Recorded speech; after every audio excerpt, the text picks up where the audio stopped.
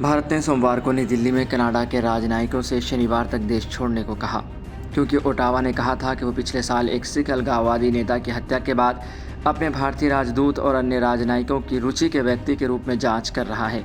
एक प्रतिशोधात्मक कदम में कनाडा ने भी 6 भारतीय राजनयिकों को देश छोड़ने के लिए कहा है, क्योंकि उसकी पुलिस ने सबूत जुटाए हैं कि वे भारत सरकार के हिंसा अभियान का हिस्सा थे।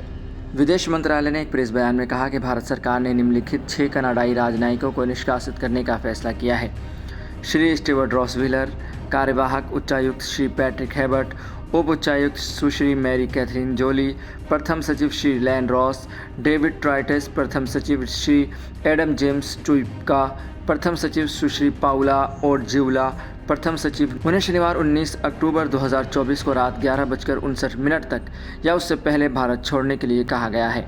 इससे पहले आज भारत ने कनाडा के प्रभारी डी अफेयर स्टीवर्ट व्हीलर को तलब किया था और कहा था कि कनाडा में भारतीय उच्चायुक्त और अन्य राजनयिकों और अधिकारियों को आधारहीन तरीके से निशाना बनाना पूरी तरह से अस्वीकार्य है।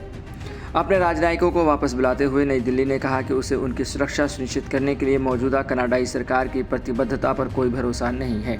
ओटावा के आरोपों को दृढ़ता से खारिज करने के बाद, जिसमें राजदूत को सिख चरमपंथी हरदीप सिंह निज्जर की हत्या की जांच से जोड़ा गया था, जो दोनों देशों के बीच पहले से ही ठंडे संबंधों में एक बड़ी गिरावट थी।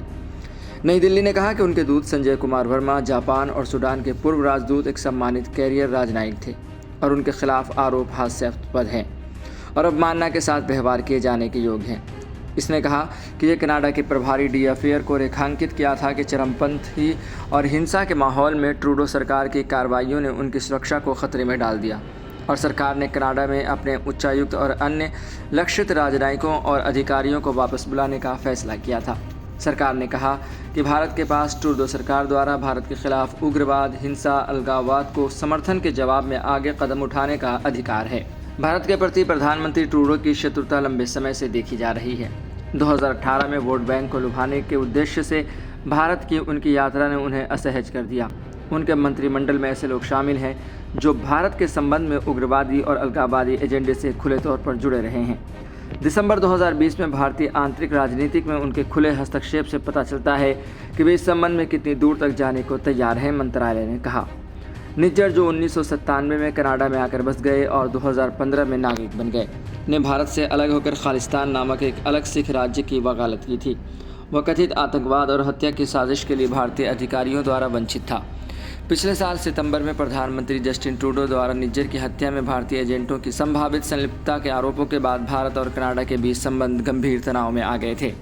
पिछले साल जून में ब्रिटिश कोलंबिया के सरे में निज्जर की गोली मारकर हत्या कर दी गई थी। नई दिल्ली ने ट्रूडो के आरोपों को बेतुका बताकर खारिज कर दिया था।